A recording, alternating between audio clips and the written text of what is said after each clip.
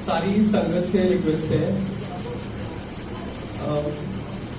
बिल्कुल शांत होके सुनेंगे और सेवादार जो भी सेवा करेंगे बिल्कुल बिना आवाज के करेंगे। जय गुरु जी। जैसे मधुमक्खी, वो शहद पे मधुमक्खियां मंडराती रहती ना, गुरु जी के ऊपर ऐसे आज ये भी ब्लेसिंग्स ले रहे हैं। जैसे हम भी शहद, जैसे शहद गुरु जी हैं, हम भी मधुमक्खियां हैं और ये भी मक्खियां हैं, सारे ब्लेसिंग्स ले रहे हैं। तो या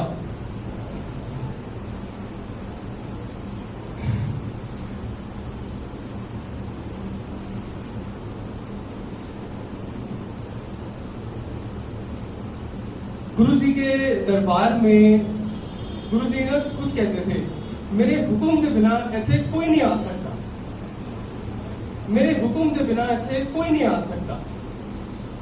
आप सबको जिनको गुरु जी ने बुलाया है, इतनी बड़ी बख्शीश है कि सत्संग में जब गुरु जी बुलाते हैं, बड़े मंदिर में बुलाते हैं, हम अपनी मर्जी से कभी नहीं आते। आज ऐसा लग रहा है कि गुरु जी ने काफी नई रूहों को भी बुलाया है, नई संगत भी काफी लग रही है। तो आज बड़ी बात करने का मन है गुरु जी के बारे में। जब हम कहीं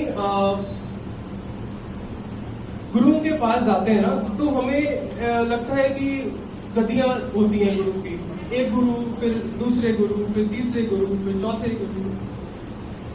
गुरु जी अपने सिंहासन पर बैठे हुए थे और एक अंकल ने गुरु जी से ना पूछ लिया कि गुरु जी ਤੁਹਾਡੇ बात कौन।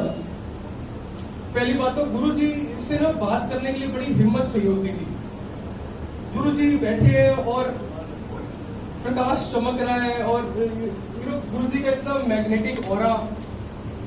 वो आर्मी में थे अंकल, उन्होंने गुरु जी से पूछा, गुरु जी ਤੁਹਾਡੇ बात कौन। गुरु जी कहते ऐथे कोई गति नहीं चलती, पहले भी मैं, हुण भी मैं, बाद भी ही मैं किते नहीं जाता। तो ये गुरु जी की गति नहीं है, ये गुरु जी का सिंहासन है जो एक का ही होता है। अब गुरु जी बैठे हैं और गुरु जी ने क्या करना, गुरु जी ने बहुत कम बात करते थे, बहुत कम बात। संगत ऐसा भी होता था 7-7, 8-8 महीने आ रही है और गुरु जी से बात भी नहीं हो रही है, 3-3 साल हो गए गुरु जी से बात ही नहीं हो रही है। लेकिन गुरु जी के सिर्फ रूबरू होने से, गुरु जी के सत्संग में बैठने से, मंदिर बैठने से, वो गुरु जी से इतना प्यार उमड़ता था और उमड़ता है और गुरु जी से कनेक्ट होते थे बिना बात करे।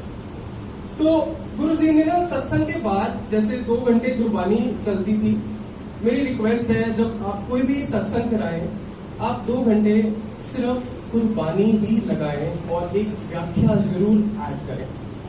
जय गुरु जी। तो गुरु जी बैठे हैं सिंहासन पे, गुरु जी ने क्या करना, आंटी खड़ी हो, 10 मैं तेरे उत्ते की कल्याण कीता। अंकल खड़े हो, मैं 10 मैं तेरे उत्ते की कल्याण कीता। वो संगत सोच रही है कि पता नहीं कैसे गुरु जी हैं, ये अपनी वड्याई खुद करा रहे हैं कि मेरे बारे में मेरे को बताओ, संगत को बताओ मैंने क्या कल्याण किया है। तो संगत सोचती कि ऐसे कैसे गुरु जी कर रहे हैं। तो गुरु जी कहते कलयुग हैगा, जब तक तुसी अपनी आप बीती दूजे ਨੂੰ नहीं दसोगे, लोकी नहीं ਮੰਨਣਗੇ। ਇਹਨੂੰ सत्संग कहते ने, जो ਇਹਨੂੰ सुनेगा ਉਹਦਾ भी कल्याण, जो ਇਹਨੂੰ करेगा ਉਹਦਾ भी कल्याण। तो जो भी सत्संग करता है, कोई स्पेशल गुरु जी का बंदा नहीं है जो कुछ बोल रहा है, ये सत्संग है, गुरु जी की बख्शीश है। और हम जितना इसको प्रेजेंट होके सुनेंगे ना, उतना गुरुजी आपको इतना अंदर से साफ करते हैं। गुरुजी के यहाँ पे कुर्बानी क्यों चलती है। गुरुजी कई बार कहते होते थे, बड़े बैठे सिंहासन पे, गुरुजी कई बार बैठे बैठे बोल देते थे, ऐसे शब्द मैं लिखे है। ये गुरु ग्रंथ साहब जी की बानी है। तो गुरुजी ने बैठे बैठे बोल देना, ऐ शब्द मैं लिखे है, शब्द सुनिया करो चंगे होंगे ने। और शब्द से हम कैसे कनेक्ट होते हैं। एक अंकल गुरुजी के पास आने लगे और जैसे ही गुरुजी को कुछ बोलने लगे ना, तो गुरुजी कहते तेरा भांडा बड़ा काला है, पहला शब्द सुन। एग्जैक्टली गुरुजी के वचन वो कुछ गुरुजी को बोलने ही लगे तो गुरुजी कहते तेरा पांडा बड़ा काला है, बैजा शब्द सुन। अगर हम गुरुजी के सत्संग में आके अगर वो शब्द से एक बार कनेक्ट हो जाता है ना, जो अंदर की सफाई होती है, क्योंकि गुरुजी ने आपकी सफाई शब्द से ही करनी है, there is no other way. गुरुजी बार बार कहते शब्द सुनिया करो चंगे होते हैं। शब्द और भजन में एक फर्क है। शब्द जो है गुरु ग्रंथ साहब जी की बानी है, गुरुओं की बानी है, उसमें जितने भक्तों ने भक्ति करी है, जिन्होंने नाम जपा है, उनके सारे वचन वो जो आप सुनते हो वो आपको रस, वही रस मिलता है और उससे गुरुजी आपको हील करते हैं। और फिर लंगर, लंगर से आपको गुरुजी फिजिकली ठीक करते हैं, लंगर बाद में, पहले शब्द। तो रिक्वेस्ट है सबसे, जितनी भी आपको यहाँ पे संगत है और आपको जो भी लंगर मिल रहा है, आपको शुगर है, आपको डायबिटीज है, आपको नमक ज्यादा खाना है, कम खाना है, वो कुछ नहीं है, ये गुरुजी का प्रसाद है और आप पूरा खाइएगा। ये प्रसाद है, पूरा खाइएगा, बिना आवाज के खाइएगा और जैसे ही आपका लंगर हो जाए आप अपनी जगह से उठेगा नहीं, आप वहीं बैठे रहिए। तो लंगर हो गया, फिर शब्द हो गया। एक बड़ा अच्छा एक वाक्य है, उसके बाद मैं अपना सत्संग शेयर करूंगा और ये मेरे को इतना बहुत करीबी है, ये गुरुजी का तरीका कि गुरुजी कैसे सत्संग में और बड़े मंदिर में सबको ब्लेस करते हैं। एक बार एक ना ऋषिकेश से साधु गुरुजी के पास आया और ये चीज आज भी है जो मैं बताने वाला हूँ। एक बार ऋषिकेश से साधु आया गुरुजी के पास, ये आई गेस एम्पायर स्टेट की बात है। तो गुरुजी और वो साधु आपस में बातें कर रहे हैं, लेकिन ना गुरुजी की लिपसिंग हो रही है ना वो साधु की लिपसिंग हो रही है, बट कभी गुरुजी ऐसे ऐसे कर रहे हैं, कभी वो साधु ऐसे ऐसे कर रहा है। तो 10-15 मिनट आपस में बात हो रही है। वो जब साधु उठ के वापस जाने लगे तो संगत ने उनको रोका कि आप गुरुजी से क्या बात कर रहे थे। तो कहते मेरे को जब मैंने गुरुजी को, मैं जब अंदर आया तो मेरे को गुरुजी का स्वरूप नहीं दिखा, मेरे को ना प्रकाश दिखा और उसमें गुरुजी का फेस था। मेरे को प्रकाश दिखा, उसमें गुरुजी का फेस था। तो गुरुजी कहते थे मैं तो लाइट आ, मैं लाइट विच आया है, मैं लाइट विच वापिस चले जा। दिल्ली वाले कीचड़ की चाहे मैं एना लूं, कीचड़ तो निकालन आया, जिस दिन एना दी सोल शुद्ध हो जाएगी मेरा काम हो जाएगा। एक्सेप्ट गुरुजी के वचन। तो वो साधु से जब संगत ने पूछा कि आपने क्या देखा, तो वो कहते मैंने देखा प्रकाश में से ना गुरुजी का फेस दिख रहा था और मैंने क्या देखा, ये बड़ा ब्यूटीफुल है कि उस प्रकाश में से जितनी संगत बैठी हुई थी वो प्रकाश में से लाइट ना सारी संगत में जा रही थी। लेकिन एक चीज बड़ी अजीब मैंने देखी कि वो लाइट कुछ संगत के अंदर जाके समा रही थी और कुछ संगत को बाईपास कर रही थी, मतलब आगे से जाके पीछे से निकल रही थी। तो मैंने कहा गुरुजी ये मेरे को समझ नहीं आ रहा है, ये क्या कौतक है कि कुछ संगत के अंदर आपका जो प्रकाश है वो जा रहा है और कुछ संगत के बाहर जाके पीछे निकल रहा है, उनको अंदर ही नहीं जा रहा, समा नहीं रहा, पीछे जा रहा है। तो गुरुजी कहते मैं तो ब्लेसिंग देन नू बैठा लैन नू तैयार नहीं है।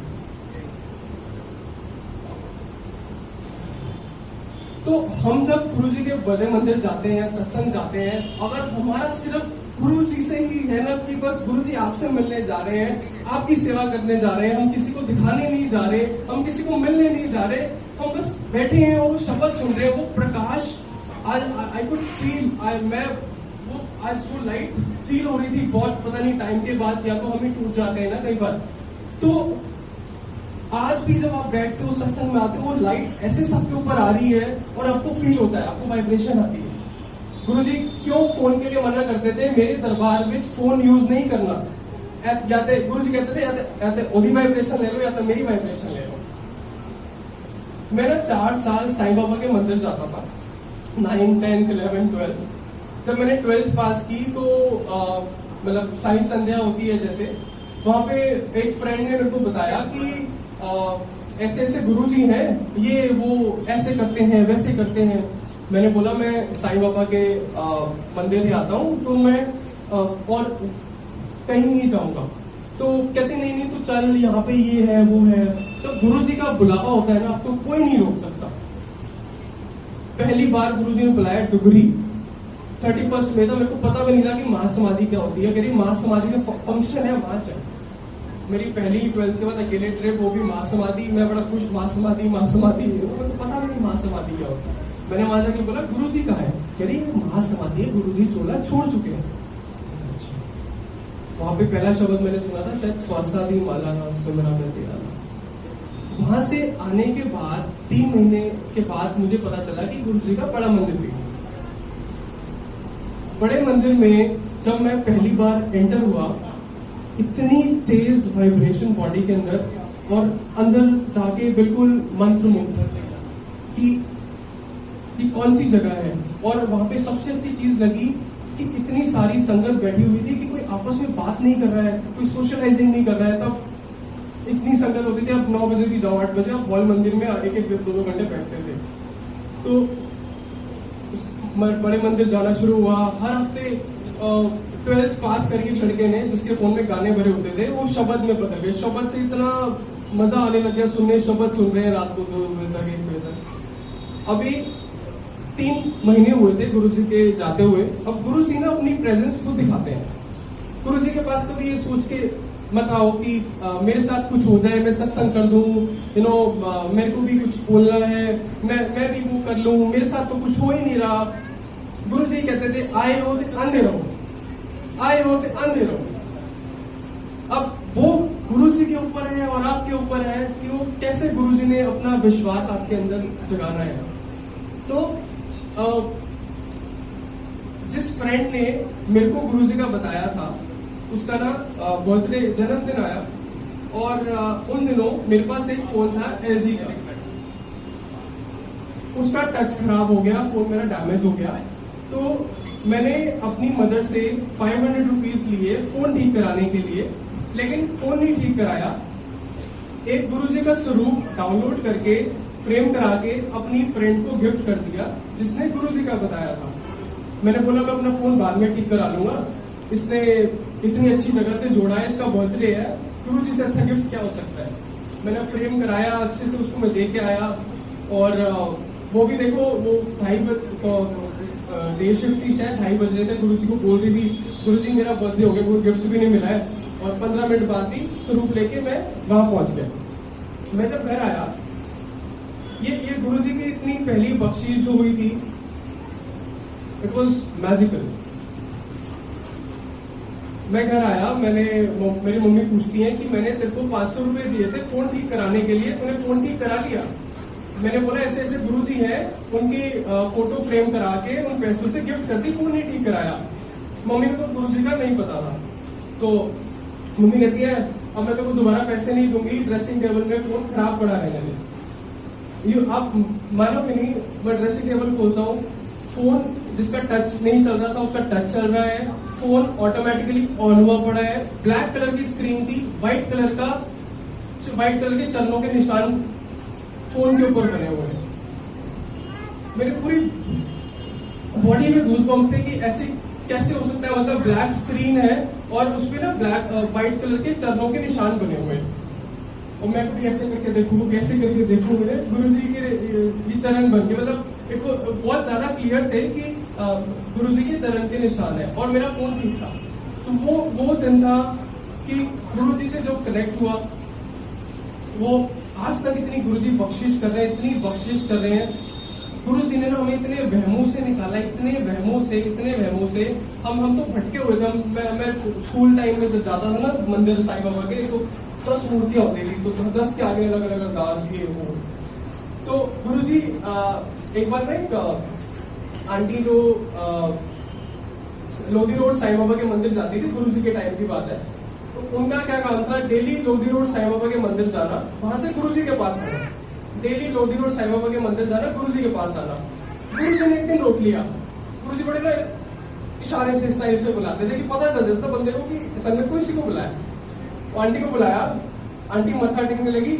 गुरुजी कहते जब तू उत्थे जानी है ते इत्थे की करन आंदी है, जब तू उत्थे जानी है ते इत्थे की करन आंदी है। और उनको आंसर मिल गया नेक्स्ट डे से ही कि गुरुजी में ही उनको साईं के दर्शन हो रहे। गुरुजी ने सबको, हर भगवान के किसी न किसी को अपने अंदर दर्शन कराए। और उनको वो जो गुरुजी से कनेक्ट हुआ, वो फिर गुरुजी की आ रही है, गुरुजी की आ रही है। आंटियों के लिए गुरुजी बोलते थे ਆਂਟੀਆਂ ਨੇ ਤੇ ਜਗ੍ਹਾ ਜਗ੍ਹਾ ਅਕਾਊਂਟ ਖੋਲੇ ਹੋਏ ਨੇ। ਮੰਡੇ ਨੂੰ ਸ਼ਿਵ ਜੀ ਦਾ ਫਾਸਟ ਰੱਖ ਲਿਆ, ਟਿਊਜ਼ਡੇ ਨੂੰ ਹਨੂਮਾਨ ਜੀ ਦਾ ਰੱਖ ਲਿਆ, ਵੈਨਸਡੇ ਨੂੰ ਕ੍ਰਿਸ਼ਨ ਦਾ ਰੱਖ ਲਿਆ, ਥਰਸਡੇ ਨੂੰ ਸਾਈਂ ਦਾ ਰੱਖ ਲਿਆ। ਫਾਸਟ ਰੱਖਣ ਨਾਲ ਕੁਝ ਨਹੀਂ ਹੁੰਦਾ, ਦਿਲੋਂ ਪਿਆਰ ਹੋਣਾ ਚਾਹੀਦਾ ਹੈ। कहते रहे मैनू बिना इच्छा दे प्यार करो, फिर देखो नजारे। इतनी बख्शीश